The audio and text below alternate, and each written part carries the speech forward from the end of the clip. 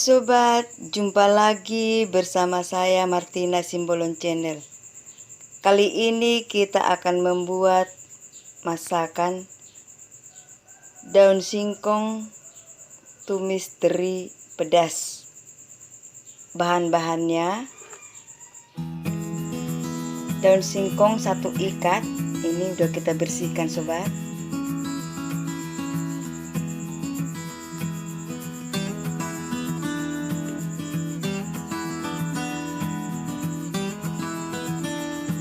Bawang putih 3 siung, bawang merah 5 siung,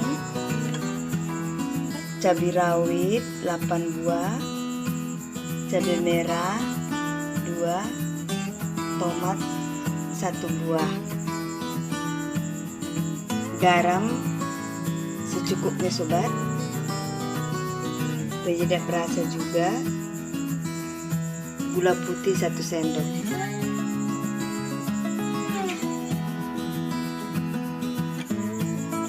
Sekarang kita akan memasaknya.